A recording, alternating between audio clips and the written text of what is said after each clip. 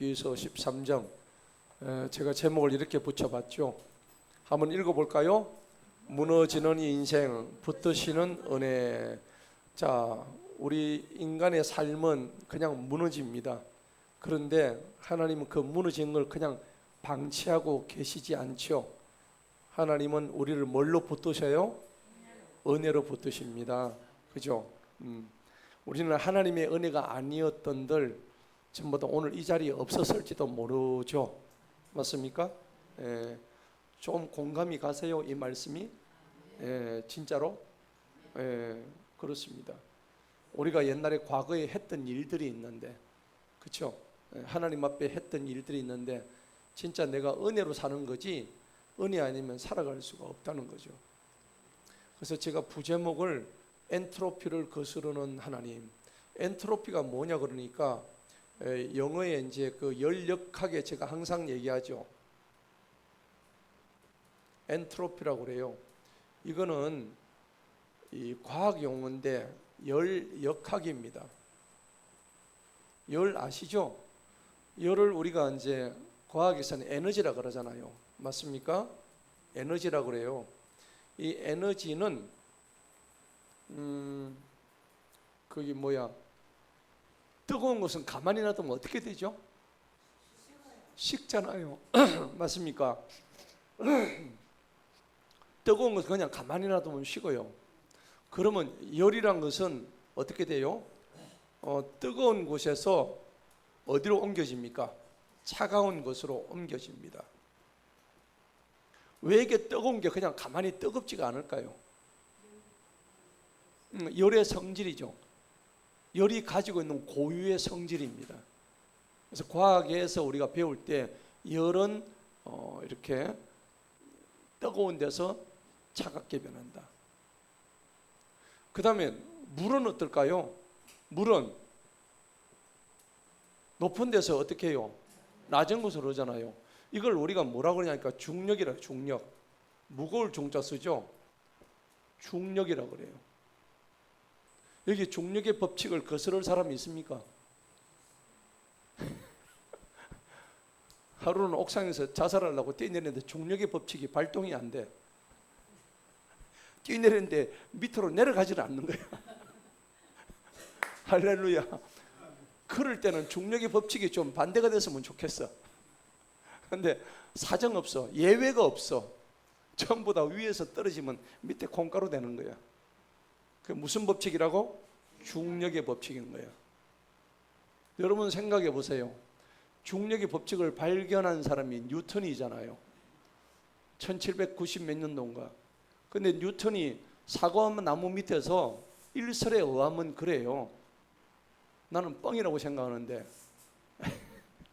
사과나무 밑에서 잠을 자다가 흔들려서 잠을 자고 있다가 나무가 사과가 툭 떨어지는 거예요. 그러니까 그걸 보고 무릎을 탁 치면서 아, 이게 중력이구나. 그래서 중력의 법칙이 나왔대요. 아이고 바보.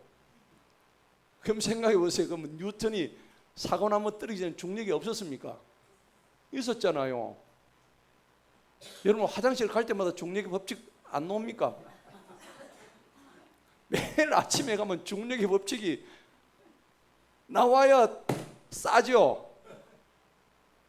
근데 왜 하필이면 뉴턴은 사과나무 떨어진 거 보고 뭐 그걸 가지고 그래요? 다 뭐 그냥 하는 말이겠지, 그죠? 어쨌든 제가 그걸 강조하려고 하는 게 아니고 우스갯소리고, 부력도 마찬가지로 뭐 기왕에 중력 나왔으니까 부력, 이 부력인가? 부력, 뜰부자죠, 뜰부자. 물에 뜨는 힘이죠, 맞죠? 부력을 누가 발견했어요? 자, 일설에 의하면 아르키메데스가 발견했대요. 아르키메데스 고대의 수학자입니다. 아르키메데스의 원리라고 들어보셨나요? 옛날에 피타고라스의 정리 들어보셨나요? 듣기는 들었는데 한것 같긴 한데 기억이 전혀 안 나. 피타고라스의 정리는 뭐냐면 세 변의 합은 전부 다 몇 도? 항상 360도. 맞아요. 저 선생님 맞아요. 학교 선생님 아닙니까? 삼각형 내각의 합은 360도야. 이게 피타고라스의 정리야. 예. 옛날에 기억이 가물가물한가 봐요. 저도 가물가물한데도 이 정도는 기억하고 있어요. 예. 자, 그런데 부력은요, 아르키미데스, 고대의 수학자인 아르키미데스가 목욕탕에 들어가니까는 물이 넘쳐나는 걸 보고 유레카 이런 거야. 뭐라고요? 유레카. 신봤다 그래. 신봤다. 이게 이제 유레카예요.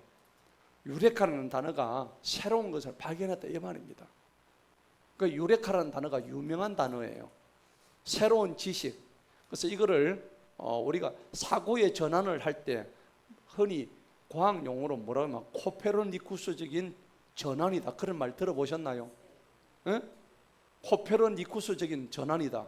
코페르니쿠스가 누구냐니까는 코페르니쿠스 뭐 이름 이렇노? 코페르니쿠스란 이 지구학자가 있는데 옛날에는 천동설을 주장했대요. 무슨 소리입니까? 천동설. 지구를 중심에 다 돈다 이거야. 태양계가 이 지구가 있으면 지구를 중심에 태양도 돌고 금성도 돌고 목성도 돌고 지구가 제일 중심에 이게 천동설이야. 근데 이거를 가짜다 이거 밝혀낸 사람이 누구라고? 코페르니쿠스예요. 똑똑하지요. 천체의 망원경을 보고 전부 다 밝혀낸 거예요. 아, 그게 아이들을 알고 보니까는 태양을 중심으로 지구가 태양을 돌고 있지 지구를 중심으로 태양이 도는 게 아니더라를 밝혀낸 사람은 코페르니쿠스예요. 그래서 이 사람이 이제 주장한 게 뭐냐면 지동설을 주장한 거예요. 예? 들어보셨죠? 천동설이 아니고 지동설을 주장한 거예요. 그래가지고 코페르니쿠스적인 사고의 발상을 이렇게 얘기를 많이 해요. 많이 하는데 제가 뭘 얘기를 하고 싶으냐면은 이 유레카, 부력, 중력, 이거 다 뭡니까? 엔트로피에 연관이 있다는 겁니다. 그래서 제가 오늘 얘기를 하고 싶은 게 뭐냐니까 물은 높은 데서 떨어지고 뭐 이거는 엔트로피 관계죠. 뜨거운 것은 차가움으로 변하고 그 다음에 여러분들 만물이 질서가 다 있죠. 그 질서가 있는데 집안에 가만히 이래 놔두면은 전원주택 있잖아요. 전원주택에 다 집을 멋지게 했는데 외국에 한 1년간 갔다 왔어. 그럼 전원주택이 어떻게 될까요? 완전 폐가입니다. 방 안에는 거미와 뱀이 우글우글거리고. 그러면 생각해 보세요. 그게 뭐냐 그러니까는 이게 엔트로피라는 것은 뭐냐면은 굉장히 중요한 개념이에요. 오늘 엔트로피의 개념이 성경에 나오거든요. 자, 하나님은 질서의 하나님이죠. 하나님은 뭔 하나님? 질서를 중요시한단 말이야. 근데 이 질서가 가만히 놔두면 어떻게 변해요? 무질서로 변한다는 겁니다. 무질서. 여러분이 아침에 머리카락을 다 예쁘게 해가지고 단장을 가도 저녁에 들으면 어떻게 돼요? 헝클어져 있죠. 똑같은 원리인 거예요. 예, 다 그렇습니다.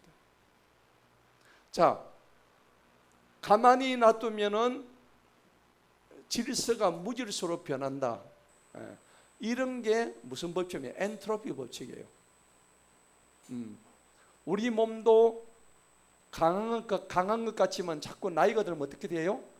늙어가고 약해지는 거예요. 시간이 경과하면 따라가지고. 물론 에너지 총합은 같아요. 그까지는 안 들어갑니다. 그건 과학 시간에 해야 되는 거예요. 그러니까 우리는 그냥 엔트로피라 그러면 질서에서 무질서로 변하는 것이구나까지만 아시면 돼요. 그 이상 깊이 들어가면 과학 시간인데 제가 과학자도 아니고 여기까지만 할게요. 뭐 대충 개념은 저도 알고는 있는데 그게 중요한 게 아니니까. 자, 강의 시간에 이런 거 하기가 좀 이상하죠? 괜찮습니까? 재밌어요? 제가 과학 선생님보다 낫죠? 과학 선생님보다 나아요. 여러분 옛날에 고등학교 때 수학 배워서 안 배웠어요? 배웠죠? 미분적분이라고 들어보셨어요?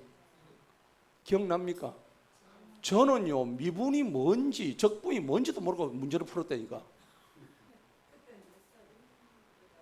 그때는 뭐 그러니까 요즘도 그런 것 같아.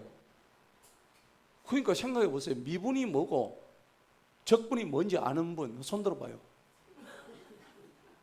아무도 없어. 저도 몰랐어. 근데 이제 근래 와가지고 그 개념을 알았다니까. 미분은 잘게 쪼개는 게 미분이야. 적분은 뭐예요? 그 잘게 쪼갠 것을 모으는 게 적분이야. 예. 자, 간단한 예를 들게요. 내비게이션이 있어요. 내비게이션이. 안 그러면 CT 촬영 아십니까?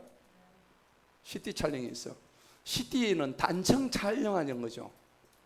슬라이스 해가지고. 슬라이스 들어보셨죠? 응. 슬라이스 한단 말이야. 잘게 쪼갠단 말이야. 그러면 사람의 몸통이 이렇게 있으면은 요 단면을 쪼개는 거야. 사진을 가지고. 여기도 찍고. 그러니까 여러분 햄 쓸 때 슬라이스 햄 보셨죠? 탁 쓸고 여기 쓸고 저기 쓸면 여기 점이 하나 보여. 그게 뭐예요? 요 부분만 딱 잘라내는 거니까 요걸 보니까 까만 점이 있어. 아, 여기 암덩어리였구나. 그러면 뭘 해야 돼요? 무슨 분을 해야 돼요? 미분을 해야 되는 거야. 아시겠죠? 미란 것은 아주 미세하게 나눈다는 얘기입니다. 아시겠죠? 오늘 제가 욕기가 하다 지금 뭐 하는지 모르겠다. 아주 좋습니까? 그래요. 이게 수학의 미분이요. 그러면 잘게 쪼갠 거를 갖다가 의사는 미분만 하면 됩니까? 의사는 미분만 하는 게 아니야. 이 쪼갠 거를 전부 다 한 장씩을 전부 다 CT 촬영할 때 다 모아. 그럼 다 모은 걸 뭐라고 그래요? 적분이라는 거예요. 지금 제가 쉽게 설명하는 거예요. 그럼 여기에 이제 전부 다 뭐가 들어가요? 수학 공식이 들어가는 거야. 공식을 내가지고 풀어보실래요? 이거는 못해. 머리가 너무 찌내려요. 제가 여러분들이 알기 쉽게 지금 설명하는 거예요. 내비게이션도 마찬가지예요. 이거 하나 만드는데 수학에 뭐가 들어가요? 미분적분이 다 들어가는 거예요. 우리 실생활에 수학 안 들어가는 데가 없는 거예요. 내비게이션 마찬가지입니다. 내가 A에서 B 지점을 갈 때 A 지점하고 B 지점 중간에 어떤 요 중간마다 다 그 포인트가 다 있어요. 그러면 요 지점에 갈 때 여기에 몇 분, 여기는 23분, 여기는 몇 분 다 나오죠. 그럼 뭐 해서 그거를 미분한 거예요. 그런데 이 미분만 있으면 내가 몇 시 몇 분에 여기 도착하는 거 시간 다 나오죠. 내가 부산역까지 가는데 여기 12시 35분에 도착한다. 찍혀요, 안 찍혀요? 그거는 뭘 한 거예요? 적분한 거란 말이에요. 그러면 내비게이션 안에 수학이 들어가야 안 들어가요? 수학은 누구의 영역이에요? 하나님의 영역이다. 제가 나중에 한번 설교 한번 할 거예요. 기가 막힙니다. 수학의 창시자는 누구시다? 하나님입니다. 저는 이런 걸 공부를 하면서 너무 감동인 거예요. 한번 설교하면 재밌겠죠? 너무 좋아요. 저는 옛날에 수학 싫어했는데 철 들고 나고서부터 수학이 이렇게 오묘하구나. 도형의 세계에. 여러분 지수 로그 들어보셨어요? 수학 시간에? 들어는 봤죠? 안 해봤어요? 뭔지는 몰라. 우리 고등학교 다 풀었어요. 예비고사 치고 할 때. 근데 그때는 뭔지도 모르고 했어. 벌로 했지. 경상도 말로. 벌로 했지. 자, 그래서 제가 오늘 제목을 뭘 거스려요? 질서에서 무질서로 가는 이거를 갖다가 하나님이 완전히 거꾸로 해버려. 너 안 돼. 내 안에서는 무질서는 없어. 너희들을 새롭게 해줄 거야. 너희들이 나이가 들어서 점점 이렇게 육신이 후패해지는데 나이가 들어가고 얼굴도 찌그러지고 몸도 늙고 약해져 가는데 육신은 날로 갈수록 엔트로피화 되는데 그래서 하나님이 내가 너희 영은 더욱더 새롭게 해줄게. 엔트로피를 거꾸로 가는 거야. 그래서 오늘 욥의 친구들이 앞에 와가지고 네가 죄가 있으니까 네 인생이 무너졌지 라고 비꼬는 거예요. 그런데 욥은 이런 비꼬는 친구들하고 더 이상 나는 너희들하고 상종하지 아니할래. 난 너희들을 더 이상 상종하지 않고 나는 이제 오직 누구한테만, 하나님한테만 나 상대할래. 이렇게 얘기하는 거예요. 그게 오늘 욥기서 13장의 주제입니다. 자, 이렇게 제가 설명하고 들어가야 여러분들이 이해하기 쉽겠죠? 오케이? 들어갑시다. 자, 1절에 봅시다. 보라, 내 눈이 이 모든 것을 보았고 내 귀가 그것을 들었고 깨달았느니라. 이 욥이라는 사람은 대단한 사람이에요. 오늘 치면은 이거 뭐 눈치가 9단이고 그 다음에 학문으로 치면 이 학문 저 학문 다 한 사람과 똑같아. 이러한 그 섭리를 다 깨달은 사람이니까 대단한 사람이죠. 제가 그렇습니까? 아닙니다. 저는 아무것도 아닙니다. 2절 한번 읽어봅시다. 시작. 너희가 아는 것을 나도 알고 있나니 내가 너희보다 못하지 아니하니라. 이제 성이 났죠. 욥이 성이 났. 너그 3명 와가지고 내한테 충고한다는 게 고작 그거냐? 뭐 내가 많이 죄를 지었다고? 그래. 죄 지었으면 오늘 하나님한테 한번 항변해 보자.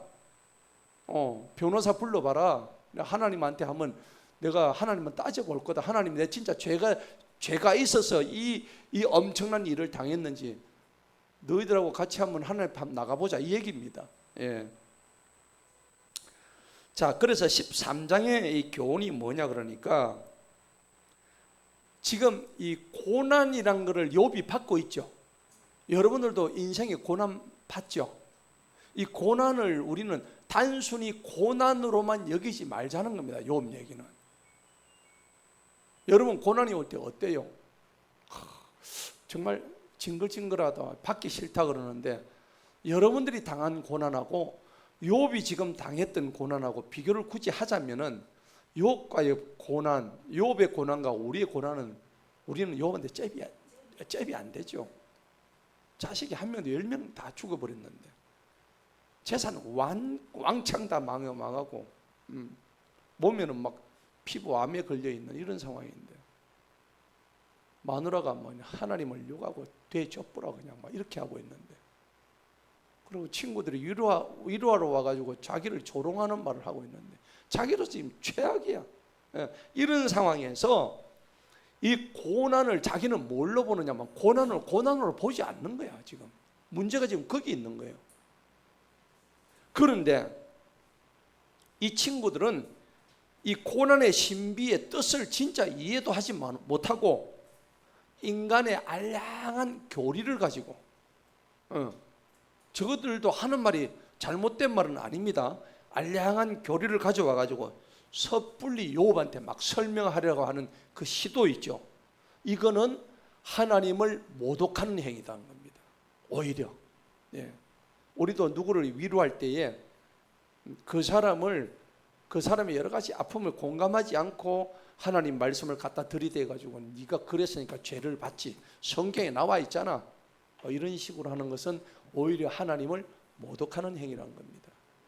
그게 오늘 욥기서 13장의 교훈이자 주제입니다. 자, 3절을 한번 읽어볼까요? 시작. 참으로 나는 전능하신 분에게 말씀드리고 싶으며 하나님과 변론하기를 원하노라. 아멘. 자, 드디어 나는 너희하고는 상대하고 싶지 않다. 나는 오히려 전능하신 하나님께만 말씀드리고 싶지 너희하고는 더 이상 얘기하고 싶지 않다, 이 얘기입니다. 예. 자, 이럴 때 우리가 오늘 이 말씀을 가지고 교훈을 삼아야 될 게 있어요. 우리가 굉장히 중요한 문제인데 사람이요 힘들 때 하나님과 만나는 사람이 있고 만나지 못하는 사람이 있어요.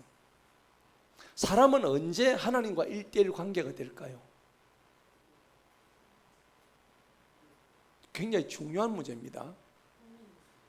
고민이 있지. 고민이 있는데 사람과의 어떤 관계 있잖아요. 사람에 대한 기대가 완전히 무너졌을 때. 맞죠? 그 다음에 인간의 위로가 완전히 끊어졌을 때. 사람으로부터 뭔가 기대할 수 있는 것이 완전히 제로가 되었을 때. 그러면 하나님을 안 찾는다는 얘기는 결국 무슨 말일까요? 사람한테 대한 기대가 있다는 얘기죠. 맞죠? 그 다음에 누군가에게 위로받고 싶어 한다는 하나님 말고 사람한테 위로를 받고자 하는 그 마음이 있기 때문에 누구를 안 찾아요? 하나님을 안 찾는 거예요. 그래서 저는 그런 사람 보고 오히려 사람과의 기대는 완전히 그냥 깨져버려라. 사람에게서 받는 위로는 그냥 없어져 버려라. 그러면 여기도 막히고 저기도 막히고 앞뒤 좌우 다 막힌 상태에서는 그때는 누구를 찾을까요? 위에 계신 하나님을 찾는 거예요. 근데 그걸 안 찾는 사람의 특징이 뭐냐면 너무 기댈 때가 많은 거예요. 여기도 가가지고 위로받고 싶고 저기 가가지고도 기대하고 싶고. 지금 오늘 이 말씀 가지고 여러분들 적용을 한번 해보세요. 나는 진짜로 사람한테 아직도 기대감을 가지고 있는가? 누군가의 위로를 받고 싶어 하는가? 이거 아니란 말이에요. 그런 게 남아 있으니까 하나님과 1:1 관계가 절대 될 수가 없는 거예요.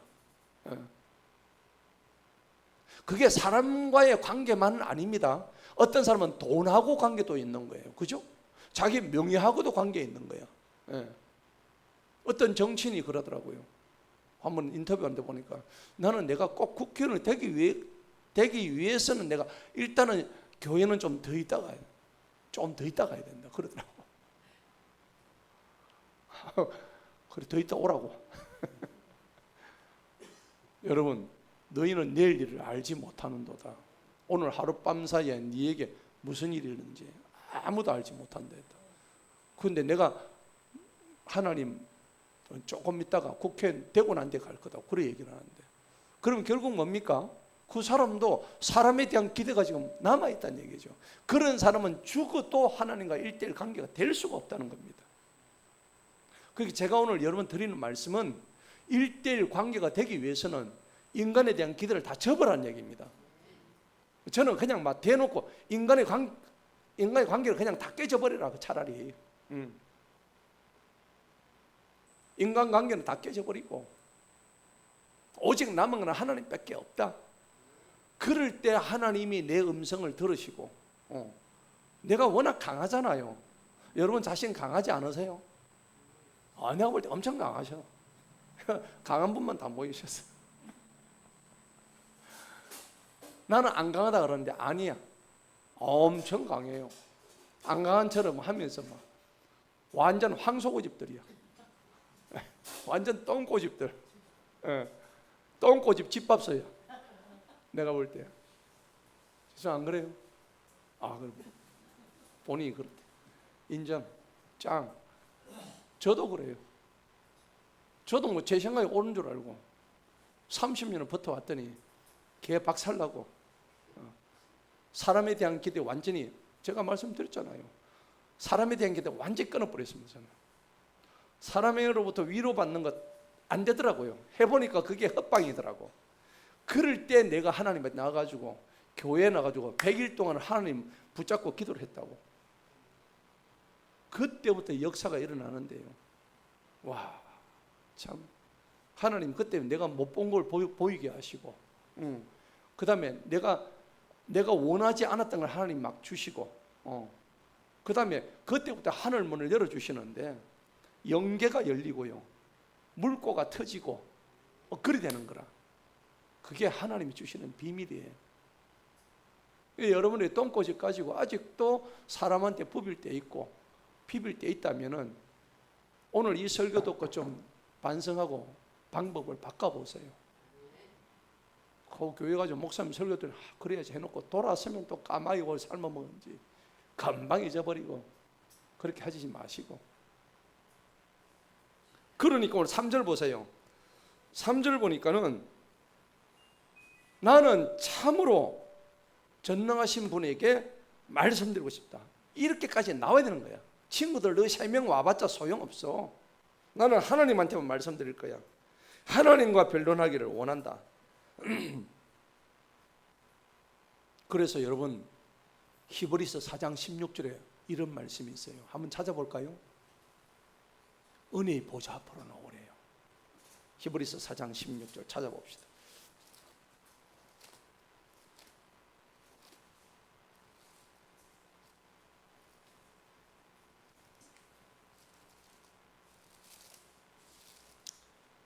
4장 16절 다 같이 한번 읽어봅니다. 시작. 그러므로 우리가 긍휼을 얻고 필요한 때에 도우시는 은혜를 얻기 위하여 그 은혜의 보좌로 어떻게 나오라고? 담대히 나오라. 은혜의 보좌가 어디입니까? 하나님이 앉아 계시는 그 자리로 어떻게 나오라고? 쫄지 말고 그냥 내 나갑니다 하고 담대히 나가란 말이에요. 예. 나갈까 말까 이렇게 고민하지 말고 하나님 앞에 나갈 때는 담대히 그냥 막 돌격 앞으로 나가란 얘기입니다. 과감하게 나가란 얘기입니다. 아시겠죠? 그렇게 할 때 우리가 긍휼을 얻는데요. 여러분 하나님한테 긍휼을 얻어야 돼요? 안 얻어야 돼요? 얻어야 됩니다. 하나님이 얘야 내가 네 참 불쌍하다. 하나님한테 불쌍히 여김받으면 끝나는 거야. 맞죠? 예. 하나님한테 긍휼을 하심을 받으면 끝나는 거. 필요한 때에 도우시는 은혜를 뭐하기 위해서? 얻기 위한 거예요. 여러분 필요한 때가 있어요 없어요? 필요한 때에 뭐 하시는 은혜라고? 돕는 은혜. 누가요? 하나님이 돕는 은혜. 이런 구절은 적어 놓으세요. 적어 놓고 힘들 때마다 이런 구절을 갖다가 마음속에 자꾸 새겨요. 새겨. 예. 필요한 때 도우시는 은혜를 얻기 위해서 어디로 나가라고? 그 은혜는 사람한테 나오는 게요, 하나님한테 나오는 거예요? 하나님한테만 나오는 거예요. 예. 하나님의 은혜, 그 보좌에는 누구만 앉을 수 있어요? 하나님만 앉을 수 있는 거예요. 보좌는 보배로운 자리라는 얘기입니다. 하나님이 앉아 계시는 그 보배로운 은혜의 자리로 네가 어떻게 하라고? 담대하게 나오라고. 이런 구절을 외우세요. 외우면은 여러분들 힘이 부쩍부쩍 납니다. 어려울 때마요. 예. 이 구절이 막 머릿속을 막 계속 맴돌아요.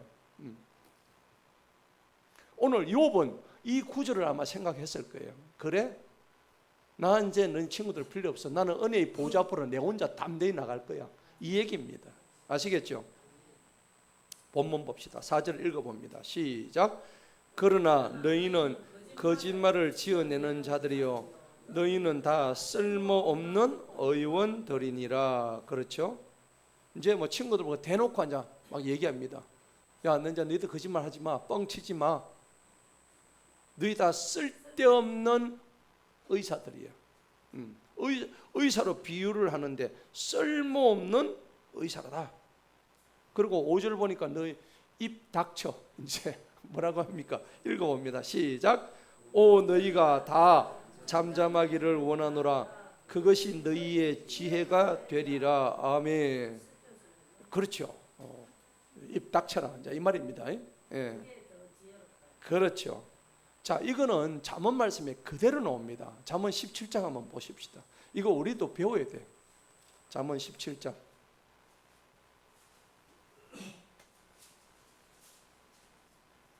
28절 한번 읽어봅시다. 잠언 17장 28절 시작.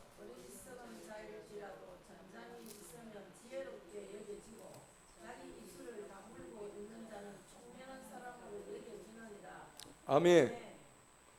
내가 볼 때 지혜롭지 못하고 어리석은 자들이 있어. 근데 그런 사람 뭐 하라고? 입 다물고 있으라고. 그러면 어떻게 보인다고? 지혜롭게 보인다고. 모르는 게 입을 맨날 열어가지고, 그죠? 아는 척해서 쌓고 그래 하지 말란 얘기입니다. 그죠? 그러면 자기의 본전만 다 드러내요. 그렇게 하지 맙시다. 전도서 3장 7절에는 뭐라 했냐니까 사람이 잠잠할 때가 있고 말할 때가 있고 다 때가 있는데 때와 장소도 구별하지 못하고 누구 말해야 될 때는 잠잠해 있고 잠잠히 있어야 될 때는 막 경상도 말 합시다. 씨부리고. 맞죠? 뭐 죄송합니다. 설교 용어는 아니지만은 양해해 주세요. 여러분들이 더 머릿속에 싹싹 들어오게 내가 말씀드리는 겁니다. 자, 그래서 6절을 볼까요? 이제 나의 변론을 듣고 내 입술의 항변의 귀를 기울여 들으라. 이제 내 말 한번 들어봐라 이 말입니다. 7절에 보니까 너희가 하나님을 위하여 사악하게 말하려느냐 너희가 그분을 위하여 속이는 말을 하려느냐. 8절 읽어봅니다.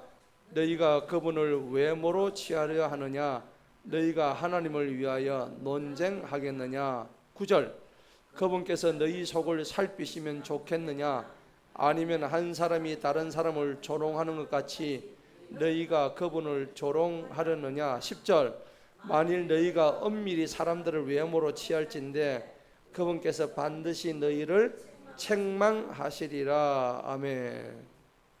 이제 계속 이제 막 친구들한테 막 자기 그동안에 당했던 거, 친구들이 네가 죄가 있어 그렇지 하면서 이런 것들은 이제 쌓여서 지금 스트레스 이빨이 쌓인 거야. 예. 자, 그래서 이제 지금 이제 그 얘기를 하는 거예요. 사실은 이 친구들이 좀 잘못한 게 많습니다. 욥에 대해서, 욥의 고난에 대해서 그냥 눈에 보이는 것만 가지고 판단을 했거든요. 예. 근데 성경은요 그렇게 얘기 안 합니다. 마태복음 7장 한번 볼까요? 뭐라 했는지. 함부로 말하면 안 돼요.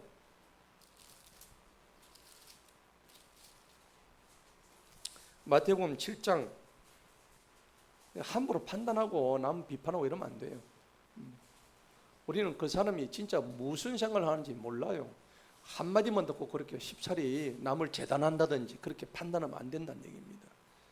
나중에 자기 발등 자기가 찍는 행동입니다. 절대요. 1절 다 같이 읽어봅니다. 시작. 판단하지 말지니라 그리하면 너희도 판단을 받지 아니하리라. 그렇죠. 우리가 판단받는 이유가 뭐라고요? 내가 남을 판단하니까. 2절을 읽어봅니다. 시작. 이는 너희가 판단하는 그 판단으로 너희도 판단받을 것이요 너희가 청량하는 그 척도로 다시 너희가 청량받을 것이기 때문이니라. 아멘. 그렇습니다. 남을 함부로 판단하고 청량하고 재단하고 그러면 안 되는 거죠. 로마서 2장에 가면 또 나와요. 이것만 나오는 게 아니라 성경은 곳곳에 나와죠. 로마서 2장 1절을 한번 볼까요?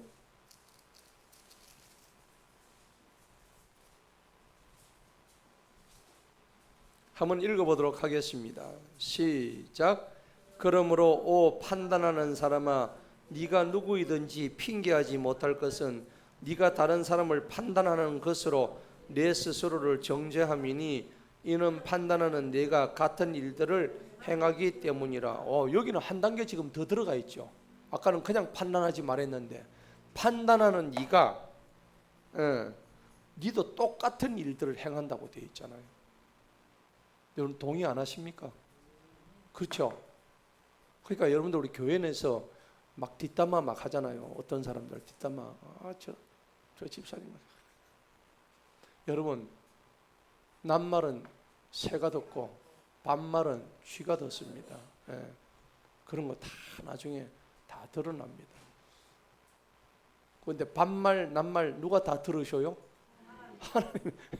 새가 듣고 쥐가 듣는 차원이 아닙니다. 하나님이 다 듣고 계신 거예요. 하나님이 그런 니는 잘하냐 이놈아 그러시는 거예요. 그렇겠죠. 하지 말란 얘기입니다. 2절에 보니까 한번 읽어봅시다. 시작. 그러나 우리가 이런 일들을 행하는 자들에게는 하나님의 심판이 진리대로 내려주는 줄을 확신하노라. 3절.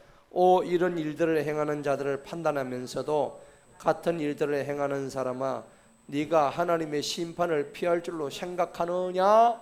아이고 주여, 아주 무서운 경고죠. 적어도 우리 성도님들 이렇게 하지 맙시다.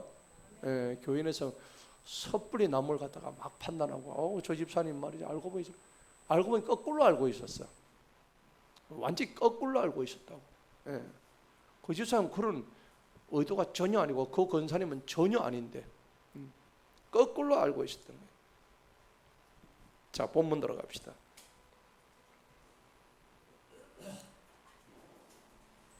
그러니까 여러분들 우리가 남을 재단하는 것은 재판관이 되는 거죠. 맞죠? 입법자, 법을 세우는 자, 그 법의 뭡니까? 사법부의 역할하는 재판관의 역할하는 것은 사람이 하는 게 아니고 오직 한 분 누구세요? 하나님만 하실 수가 있는 거예요. 성경에 나와 있다고. 야고보서 4장 보면 나와죠. 예. 야고보 4장 한번 봅시다. 나온 김에 정확하게 알아야죠. 야고보서 4장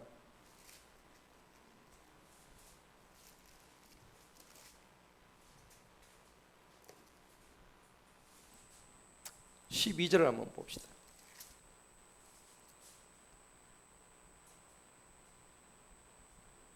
11절 12절 다 같이 시작. 형제들아 서로 비방하지 말라. 자기 형제를 비방하는 자나 자기 형제를 판단하는 자는 율법을 비방하고 율법을 판단하는 것이라.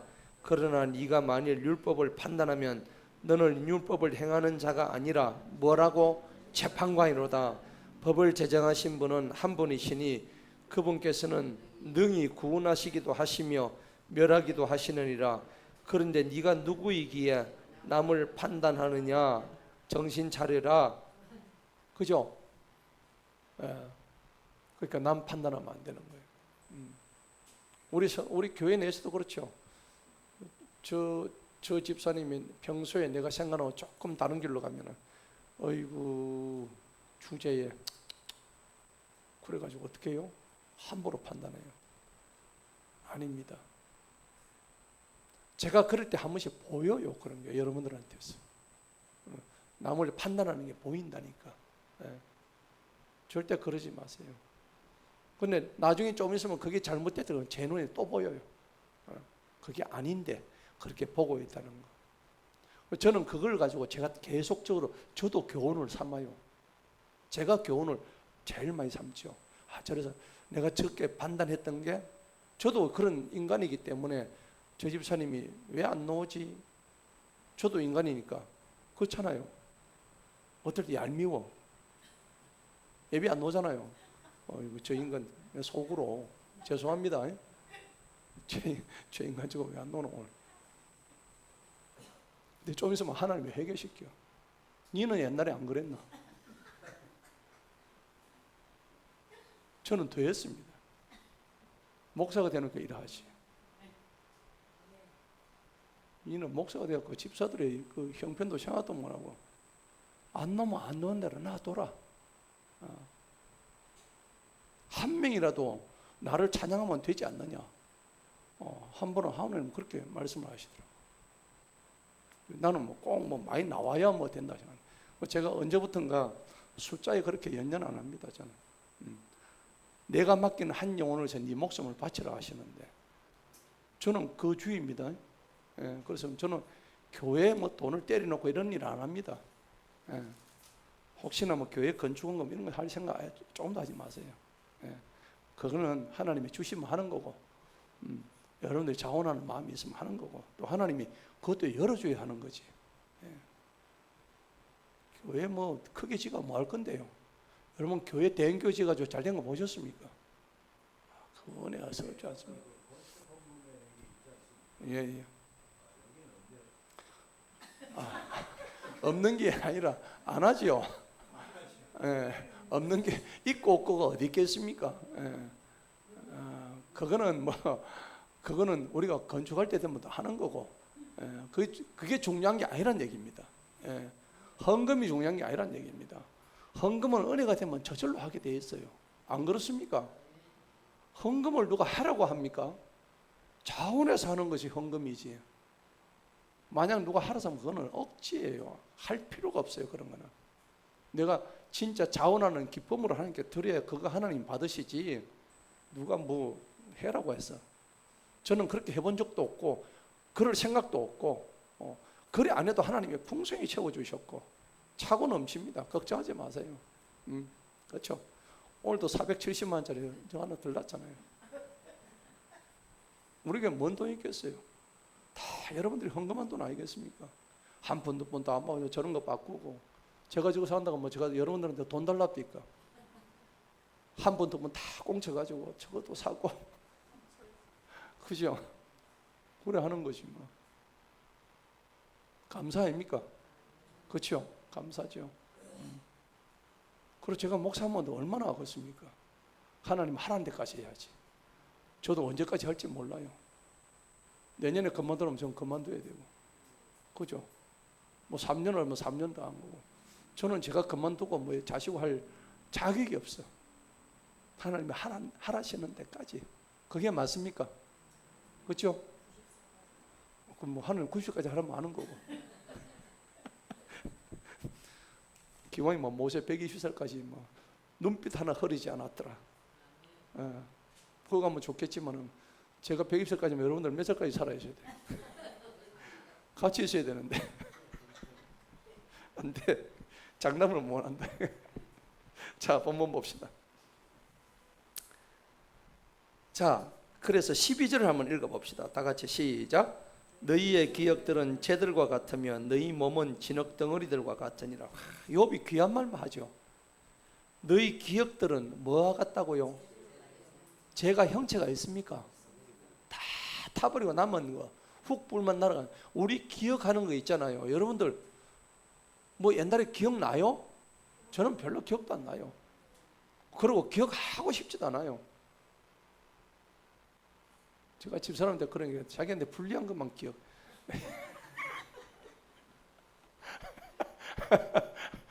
뭐 그걸 떠나서 하나님이 나하고 너무 감사한 게 기억력을 소멸시켜 주셨어요. 필요 없는 걸 기억 하나도 안 나게 하신 거예요. 야, 코에 걸면 코걸이, 귀에 걸면 귀걸이. 저는 너무 좋은 거예요. 예수 믿고 하는데 너무나 좋은 거예요. 그 옛날에 안 좋았던 기억들이 너무 많거든요. 그럼요. 그렇죠. 머리 아프게. 그렇죠. 예. 근데 그런데 우리가 그렇잖아요. 뭐 저는 그래요. 하나님, 내가 다 잊어도 좋습니다. 내가 딱 3개만 안 잊겠습니다. 첫째는 우리 하나님 잊지 않게 해주세요. 그다음 2번째 우리 마누라 잊지 않게 해주세요. 3번째 우리 성도님들 잊지 않게 해주세요. 나 3가지만 딱 기도합니다. 다른 거 다 잊어줬습니다. 자식은 뭐 주거잖아. 주거 아닙니까? 죽음 남편이 있겠다. 자식은 떠나면 남입니다. 그 생각을 가지셔야 돼요. 아멘. 맨날 붙들고 있어. 이거 그래 괴롭지. 창세기 1장 보세요. 에? 자녀가 부모를 어떻게 해요? 떠난다고 돼 있잖아요. 맞지요? 떠났는데 뭘 구해? 떠났으면 잊어버리세요. 죽이 되든 밥이 되든. 여러분들이 해줄 수 있는 건 기도밖에 없어. 맞죠? 이거 뭐 보따리 싸주고 뭐 싸주고 하려니까 그게 골치 아픈 거야.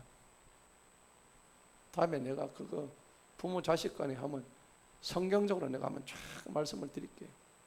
그래야 여러분들이 이게 맞는 말씀이구나 하는 걸 아시겠죠. 그죠? 어쨌거나 그냥 내가 간단히 얘기했어. 자식은 우리 하나 물어봅시다. 그러면은 아들이 엄마하고 마누라 둘이 빠졌는데 누구부터 먼저 건져야 돼요? 에?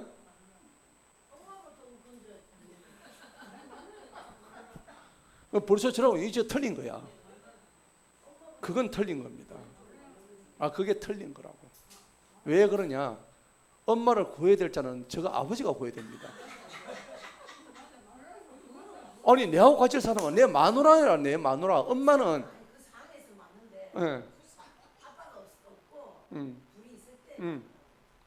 엄마하고 단둘이 있을 때 그래도 마누라입니다. 그게 성경적입니다. 그건 내가 나중에 성경적으로 알려드릴게. 그건 제 얘기가 아니고 아주 성경적인 얘기니까 그거는 오늘 이 시간에 다 얘기 못하고 나중에 한번 말씀드릴게요. 서운하지. 그러면 내가 물어도 석기 씨하고 저거 아버지 빠지고 친정아버지하고 누구 거 할래요? 친정아버지하고 석기 씨하고 둘이 물이 빠지면 누구 먼저 갈 거예요? 그러니까 주의야.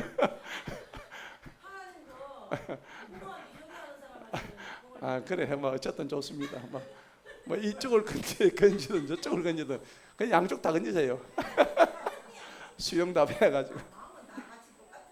그래요. 그래 알겠습니다. 그렇지 굉장히. 그럼 나중에 그러면 이제 뭐 자식이 이제 우리 저 성현님을 안 건져주면 성질 많이 나겠네. 그런. 좋아요. 자, 오늘 뭐 그거 할 시간은 아니고 다음에 한번 하겠습니다. 예. 자, 그러면은 12절 보니까 기억 얘기하다가 뭐 여기까지 빠지고 있네. 기억은 쟤들과 같다. 필요 없는 기억은 없애버리자. 예. 오늘 욥이 중요한 얘기를 하고 있어요. 너희 몸은 진흙 덩어리들과 같다. 그냥 흙이라는 얘기죠. 흙이죠. 13절에 보니까 너희는 잠잠하고 나 홀로 말하더라. 내버려 두라. 무슨 일은 내게 임하게 하라. 이제 내가 말할 때가 너희는 이제 입 닫으란 말입니다. Shut the mouth. 예. 자, 어찌하여 내가 내 살을 내 이빨로 물고 내 생명을 내 손에 두겠느냐. 오늘 제일 핵심적인 오늘 전체에서 가장 핵심이 15절입니다. 이게 오늘 핵심 구절이에요. 다 같이 읽습니다. 큰 소리로 시작.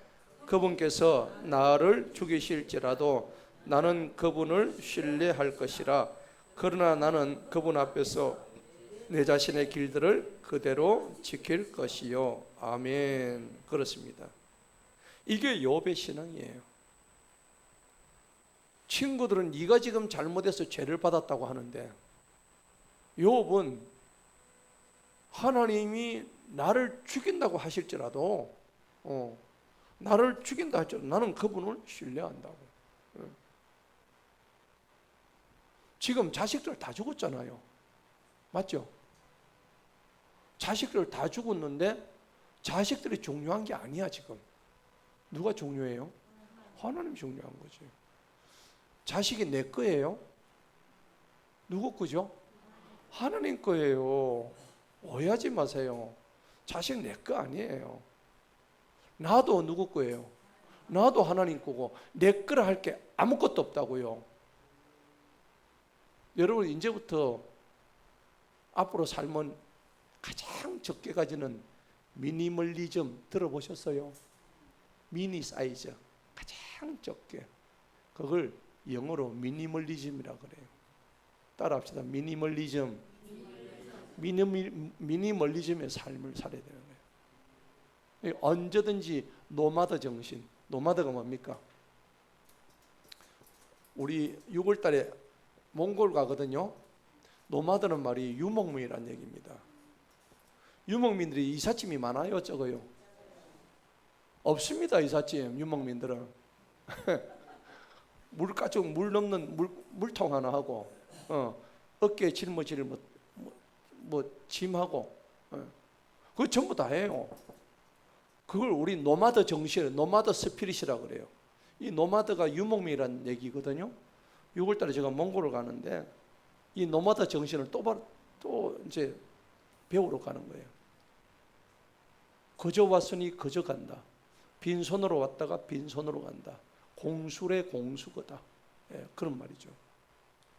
근데 오늘 그 얘기가 이 얘기죠. 그분께서 나를 죽이실지라도 나는 그분을 어떻게 해요? 신뢰한다 하는 겁니다. 이게 하박국 선지자의 고백과 똑같습니다. 여러분 하박국 선지자는 뭐라 그랬어요? 내 외양간에 소가 없고 우리의 양이 없고 밭에 소출이 없고 그죠? 그 다음에 뭐에 작물이 안 나고 아무것도 없을지라도 나는 구원의 하나님으로 인하여 즐거워하고 기뻐하리로다. 아무것도 없는데 뭘 즐거워하고 기뻐해요? 그죠? 그러니까 오늘 욥의 이 말이나 하박국 선지자의 이 구원, 참 구원의 기쁨을 즐거워하는 거예요. 이게 지금 우리들의 신앙하고는 차원이 다르다는 겁니다. 진짜 차원 달라요. 하늘과 땅 차이죠. 근데 지금 오늘 우리는 이 설교를 듣고 지금 차원이 점점 올라가고 있어요. 아멘. 예. 점점 적어도 우리 선양 성도님들은 이 차원이 참 눈이 전부 다 위쪽으로 가야 되는 거예요. 예. 하늘 날아가야 되는 거예요. 왜냐하면 이 땅에 있는 것들은 전부 다 조만간에 사라질 것들이거든요. 예. 신기루와 같단 말이에요. 근데 그걸 바라보고 계속 있으면 어떡해요? 왜 시력이 나빠지면 보이지도 않는데, 앞도 안 보이는데. 16절 볼까요? 다 같이 읽습니다. 시작. 그분께서 또한 나의 뭐가 돼요? 지금 요업한테 제일 중요한 나의 구원이잖아요. 구원. 예. 구원만큼 중요한 게 없죠. 왜냐하면은 우리 육신은요, 아까 무슨 법칙이라 해서 제가 엔트로피 법칙에 의해서 지금 건강한 몸에서 나중에 어떻게 된다고? 사망의 몸으로 간단 말입니다. 맞죠? 우리가 태어날 때는 건강히 태어났잖아요. 근데 늙어서 죽을 때는 전부 다 어디로 가요? 사망해가지고 흙으로 다 돌아가는 거예요. 이게 무슨 법칙? 엔트로피 법칙인 거예요. 여러분 어디 가지고 엔트로피 법칙을 이렇게 가르쳐 줄 수 있겠나? 맞죠? 상세하게. 그러니까 여러분 이 엔트로피, 근데 우리는 건강하게 태어나가지고 사망으로 돌아가는데 이게 끝이 아니란 말이에요. 오늘 제목이 뭐예요? 엔트로피 법칙을 갖다가 완전히 거스려 버리시는 누구요? 하나님이란 말이에요. 제가 제목을 이렇게 붙였잖아요. 엔트로피를 완전히 뒤집어 버리시는 하나님. 우리는 엔트로피 법칙에 우리는 태어나서 죽을 수밖에 없다. 죽어서 흙으로 돌아갈 수밖에 없는 존재인데 이 세상은 전부 이게 전부 다야. 여기서 이 뒤에는 없는 거야. 근데 우리는 이 뒤에 없는 게 우리는 있단 말이야. 이게 뭐요? 우리는 천국 아닙니까? 천국 소망이에요. 소망. 천국 소망 가지는 아까 뭐가 있어야 됩니까? 구원이 있어야 천국 소망을 가지지. 그러니까 욥이 모든 걸 빼앗겼는데 지금 완전한 엔트로피 상태란 말이에요. 그런데도 자기는 뭘 바라보고 있어요? 구원을 바라보고 있는 거야. 나는 이것밖에 없다. 이게 욥의 신앙인 거죠. 그럼 우리는 오늘 그거를 배우자는 거죠. 예. 여러분 가지고 있는 게 다 내 거예요? 아닙니다. 하나님 안 주셨으면 어떻게 합니까? 여러분 내 것을 여기지 않는 신앙이 욥의 신앙이에요. 그렇죠? 예. 여러분 돈 벌으면 뭐 하실 거예요? 한번 물어봅시다. 돈 벌면 다 뭐 하실래요? 아마 여러 가지 계획들이 있으실 거예요. 놀러도 가고 뭐 차도 사고 뭐 이것저것 하고 싶은 거 많지. 근데 그것도 다 하고 나면 뭐 할 건데? 막상 다 하고 나면요. 그래서 저 뉴욕에 가니까는 왜라는 질문을 아이들한테 한대요. 그 아이가 공부를 하는데 네 이거 하면 뭐 할래? 요거 할 거야. 그거 하고 난 뒤에 뭐 할래? 그걸 계속 Y를 붙인대요. 근데 맨 마지막에 그 다음에 뭐 할래? 그래서 그 아이가 답을 못 한대요. 왜 물을까요? 네가 그럴 정도로 유한한 존재라는 걸 깨닫기 위해서 그 질문하는 탑을 만들어 놨대요. 그 유명한 학교인데 기억이 안 나는데. 근데 그 탑 앞에 가면은 누구든지 겸손해질 수밖에 없다는 거지. 그럼 우리도 그 탑 앞에 한번 서봐야 돼. 우리가 그렇게 돈을 벌고 그렇게 뭔가를 하려고 애를 썼네. 그래서 여러분들 보세요. 우리 노자의 도덕경에 보면은 그 도덕 시간에 안 배웠나요? 무위자연이라는 거 들어보셨나요? 네? 무위자연이란 말이 있어요. 이게 노자의 도덕경이란 책이 있어. 도덕경 들어보셨죠? 이 노자의 도덕경에 보면은 무위자연이다. 없을 무자 위할 위자인 거죠. 우리는 전부 다 무위가 아니고 우리는 뭐예요? 유위잖아요. 뭘 하려고 하잖아요. 자꾸. 그죠? 자꾸 가지려고 하고 뭐 만들어 보려고 자꾸 뭔가를 성을 한번 쌓아 보려고. 그게 전부 다 유위거든요. 이게 뭔가를 이게 doing입니다. 영어로 얘기하면 뭘 자꾸 하려고 그래. 그런데 무위는 뭐냐? 영어로 하면 doing이 아니고 being이에요. 있는 존재 그 자체를 의미하는 거죠. 예. 여러분은 존재 그 자체가 중요해요. 뭘 해야 되는 게 중요해요. 존재 이게 너무 중요한 거라. 예. 내가 정확하게 뭘 해야 될지를 모르고 그런데 이 무위란 게 결국 뭐냐면은 빈손으로 갔다가 빈손으로 가는데 우리가 결과적으로 죽고 난 뒤에 끝이 아니라 그 뒤에 있을 세계에 대한 확실한 개념을 가져야 된다. 그게 뭐냐? 성경적으로 구원이라는 얘기입니다. 예. 그 구원에 대한 생각을 정확하게 우리가 가지고 있어야 되는 거예요. 자, 그래서 오늘 욥은 정확하게 이는 위선자가 그분 앞에 나오지 못하기 때문이라. 17절 읽어볼까요? 시작. 너희는 내 말을 부지런히 듣고 나의 선포하는 것을 너희 귀로 들어. 18절.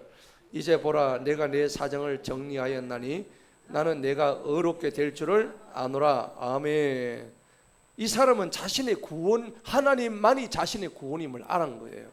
예. 19절 읽어봅시다. 시작. 나와 함께 변론할 자가 누구겠느냐? 이제 내가 말을 참는다면 숨을 거둘 것이니라. 이제 나 더 이상 이제 막 안 참을래. 내 이렇게 고통스러운 거 나도 탄식하면서 한번 얘기해 볼 거야. 여러분 너무 힘들 때는 탄식하세요. 하나님 앞에. 하나님 나 진짜 죽을 지경입니다 하고 탄식하는 것이 그가 숨쉬는 방법이 되는 거예요. 너무 고민 많이 하면요 뼈가 썩는다잖아요. 뼈가 녹아내린다는 말 들어보셨죠? 예, 바로 그 얘기예요. 자, 20절 읽어봅니다. 시작. 오직 두 가지 것만을 내게 행하지 마옵소서. 그리하면 내가 주님으로부터 나를 숨기지 아니하. 이 두 가지가 뭔지 한번 21절에 나오죠. 시작. 주님의 손을 내게서 멀리 거두어 주옵시고 주님의 두려움으로 나를 무수하지 아니하게 하옵소서. 너무나 지금요 하나님이 이렇게 하나님께 이렇게 얘기했는데 하나님이 욥한테 입을 뻥끗이라도 한 적이 있나요? 한마디도 없는 거야. 욥으로서 너무 힘든 거야. 전부 다 지 독백이야. 하나님 어쩌고 저쩌고 하는데 하나님은 입 한번 뻥끗 안 하시는 거라. 하나님의 침묵이에요. 여러분들도 하나님께 기도하는데 하나님 너무 침묵하시면 외롭고 힘들지 않나요? 뭐라고 한마디 해주시면 좋은데 그렇잖아요. 하나님 이번 사업건 이거 해야 됩니까? 말아야 됩니까? 저녁에 딱 그러니까 새벽에 얘야 이거 해라. 얼마나 좋겠어요. 그렇죠? 근데 하나님 말씀 안 하세요. 왜 안 하실까요? 저도 모르죠. 왜 안 하는지. 근데 안 하실 때는 침묵하시는 이유가 있다니까. 네가 거기서 내 뜻을 이룰 수 있는 음성을 지속적으로 들으라는 얘기입니다. 지금 내가 네한테 그 얘기를 해줬다가는 지금 당장 네한테 해줬다면 네는 그것을 가지고 좋은 것으로 쓰기보다도 네 욕망을 채우기 위한 그걸로 쓴다는 것입니다. 여러분 3살짜리 아이한테 과일 깎는 과도를 주면 어떻게 될까요? 그거는 위험합니다.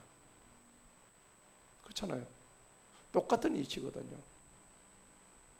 자, 그래서 오늘 내 주님의 손을 내게서 멀리 거두어 주고 주님의 두려움으로 나를 무수하지 않게. 이제 무서운 거야. 예. 22절을 읽어봅시다. 시작. 그리하시고 주님께서 나를 부르시옵소서. 내가 대답하리이다. 아니면 나로 하여금 말하게 하시고 주님께서 내게 대답하시옵소서. 지금 답답하죠. 욥은 한마디라도 말씀을 해주시면 좋은데 하나님이 자기한테 아무 말씀도 안 해주시는 거예요. 그러면 내가 하나님한테 물으라. 하나님 대답 좀 해주세요 이 얘기입니다. 너무 말씀이 없으시니까. 근데 나중에 하셔요 안 하세요? 나중에 다 하십니다. 예. 하나님이 다 하신다고요. 예. 자 23절 읽어봅니다. 시작. 나의 불법들과 죄들이 얼마나 많으니까 나로 하여금 나의 허물과 나의 죄를 알게 하옵소서. 지금 욥이 죄가 있다고 인정합니까 안 합니까? 인정하죠. 예. 자, 그래서 하나님께서 내 허물과 내 죄를 좀 알게 해주세요. 어찌하여 주님께서는 주님 얼굴을 숙여 나를 주님의 원수로 여기시나이까? 막 이제 하나님한테 막 얘기를 하는 장면이죠. 25절도 읽어봅시다. 시작. 주님께서는 어찌하여 이리저리 굴러다니는 낙엽을 부수려 하시나이까? 또한 마른 거루터기를 쫓으려 하시니까. 자기를 뭘로 비유했죠? 그냥 굴러다니는 낙엽으로 지금 비유를 하고 있는 거예요. 그 다음 마른 거루터기. 거루터기가 말라야 돼요? 이렇게 젖어 있어야 돼요? 젖어 있어야 돼요. 물기가 있어야 그 거루터기에서 싹이 나오죠. 근데 거루터기가 뭐였다고? 욥의 신세가 지금 마른 거루터기가 같다는 얘기입니다. 자기 자신을 그렇게 표현하는 거예요. 나는 지금 마른 거루터기가 같다고. 26절 시작. 이는 주님께서는 나를 대적하셔서 괴로운 일들을 기록하시며 나로 하여금 나의 젊은 시절의 죄악을 지고 있게 하시나이다. 27절.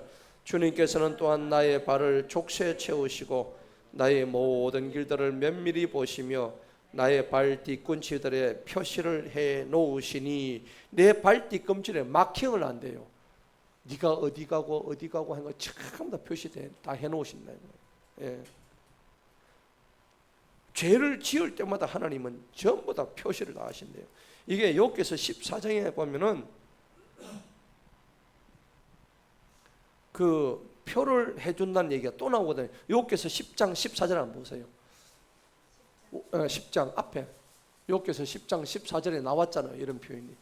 한번 읽어보도록 합니다. 시작. 만일 내가 죄를 지으면 주님께서는 나를 뭐 하시고? 와, 내가 죄를 지으면 표시해 주신댔죠. 저는 무서워요. 그래서 얼마나 지금 많은 표시가 되어 있는지. 저보다 많으신 분 많죠?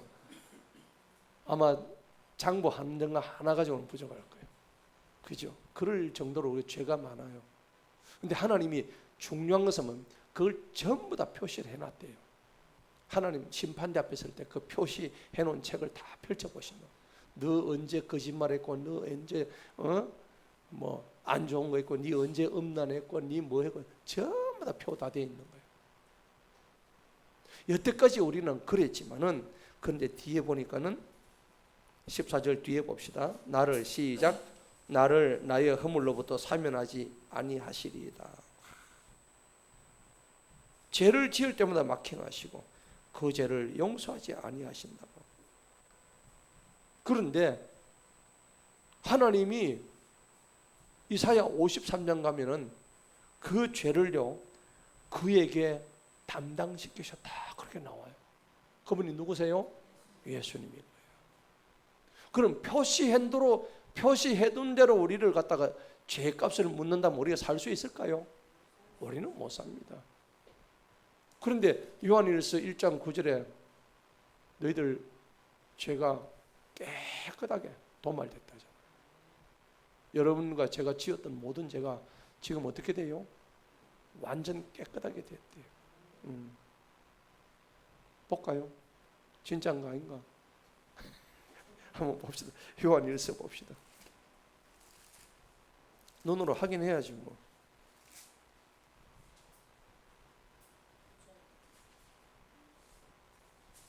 9절 1장 9절 8절부터 자 7절부터 읽어봅시다. 7, 8, 9 시작.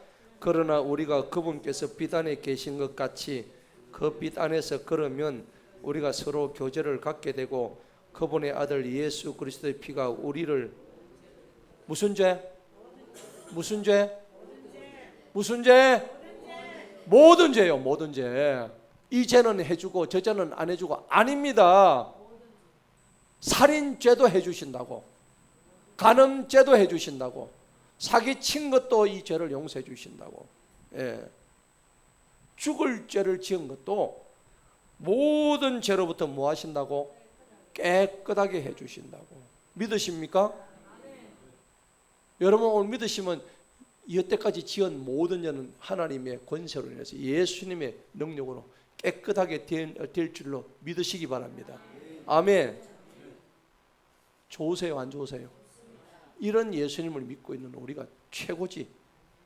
우리는 죄로부터 뭐에 대해서 이제 해방되었지, 자유함을 얻었지. 근데 아직도 자유함을 못 얻어가지고 죄에 눌려가 사는 사람 모르는 거야. 이 진리를 모르고 사는 거야. 8절 읽어봅시다. 시작. 만일 우리가 우리에게 죄가 없다고 말하는 것은 우리 자신을 속이는 것이요 진리가 우리 속에 있지 아니함이라. 그런데 죄를 용서해 준다고 하셔서 내가 죄가 없다 이런 말 하면 안 된단 말이에요. 죄가 많다, 죄가 많았다, 이거는 팩트예요. 맞죠? 그러면서 9절에 이 말씀을 읽어봅니다. 시작. 만일 우리가 우리의 죄들을 뭐 해야 돼요? 그러면 자백하라고. 자백하. 여러분 자백하려면 몇 시간 필요해요? 한 3박 4일은 해야 될걸요. 그죠? 3박 4일도 부족이야. 한 1년 정도는 가가지고 죄들을 처음 자백해야 돼요. 하나님 맨날 며칠간 내가 이런 죄를 짓고요, 저렇게 죄를 짓고요, 얼마나 많은 죄를 지었어요. 그렇죠. 셀 수도 없는 죄. 네. 근데 옛날에 지은 것은 무슨 죄입니까? 과거의 죄잖아.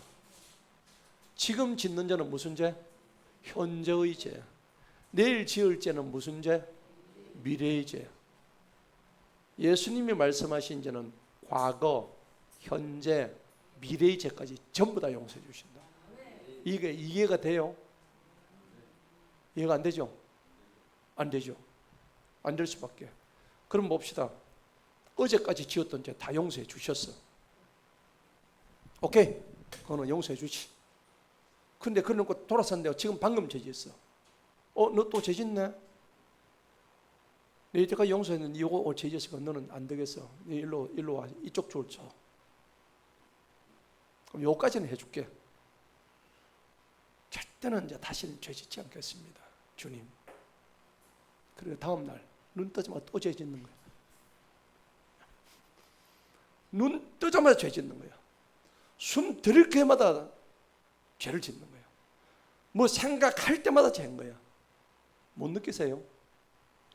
숨 쉴 때마다 죄, 발 디딜 때마다 죄, 생각할 때마다 죄. 이거는 감당도 못할 죄예요. 그걸 언제 짓는다고? 내일, 모레, 글피.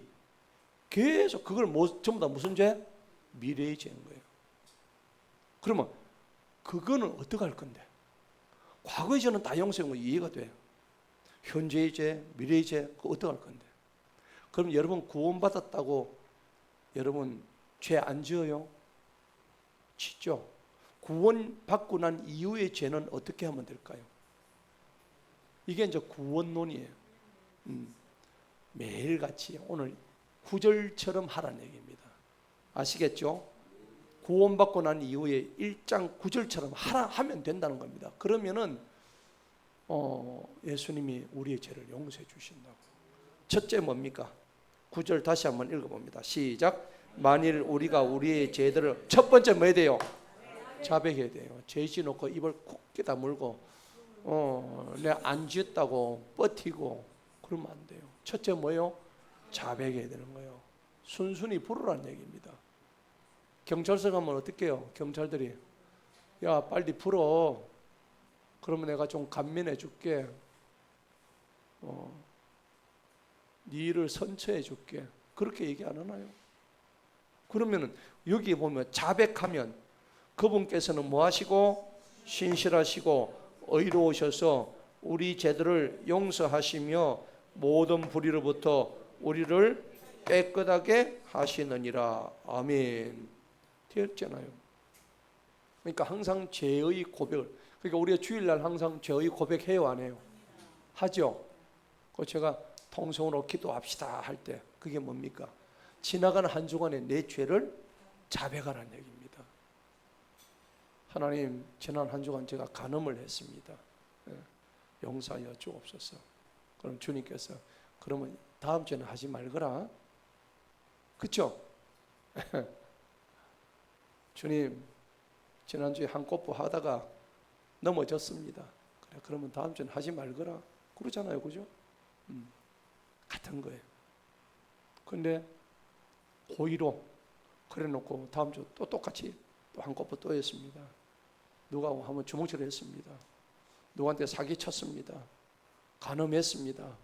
뭐 계속 똑같은 것을 갖다가 이렇게 이제 고의적으로 하면 어떻게 할까요? 하나님이 어떻게 해요? 그때부터 매를 드시는 거예요. 예. 히브리서 12장 말씀이에요. 하나님은 매를 드시는데 자기 사랑하는 아들한테 들을까요? 나무집 아이한테 들을까요? 사랑하는 아들한테 드는 겁니다. 너희들은 구원받았기 때문에, 내 말을 구원받았기 때문에 내가 매를 드는 거야. 너희들이 아예 구원조차 안 받았으면 나는 매 안 들어. 너희들은 이미 지옥 가기 때문에. 아시겠죠? 그럼 여러분들이 매를 맞아야 돼요? 안 맞아야 돼요? 계속 죄 지으면. 구원받았는데 죄 지으면 매 맞아요? 안 맞아요? 매 맞는 거죠. 제일 큰 게 뭐냐? 데려가 버리십니다. 생명을 끊어 버리십니다. 그죠? 왜냐하면 그게 성경에 나와요. 더 이상 죄 짓지 말라고 데려가 버리십니다. 그 다음에 또 어떤 게 있을까요? 병을 주십니다. 질병을 주십니다. 몸에 병을 줘가지고 깨닫게 하십니다. 그 다음에 사업을 망하게 하십니다. 완전 쫄딱 망하게 하십니다. 그 다음 또 뭐 있습니까? 관계도 다 틀어지죠. 그러니까 이런 여러 가지 일들을 통해서 그 자녀에게 하나님이 채찍질을 하시는 거예요. 채찍질 해가지고 하나님의 사랑을 일깨워주는 거예요. 그래서 너희들은 돌아오라, 돌아오라. 내가 너희 사랑한다, 돌아오라. 그걸 말씀하시는 거예요. 그러니까 여러분들은 매 맞는 것을 두려워하지 마세요. 잘못하면 맞아야지. 여러분들 자녀들이 잘못하면 가만히 놔두실 겁니까? 매 안 드십니까? 저는 매 많이, 해초리 많이 때렸습니다. 내가 때리면 집사람은 때리지 말라고 막 그러고 막 말려고 했는데, 근데 때려놓으니까 아이들이 정신을 바짝 차리고 제대로 하는 거예요. 예. 그게 사랑의 매입니다. 자, 본문 봅시다. 이제 마지막입니다.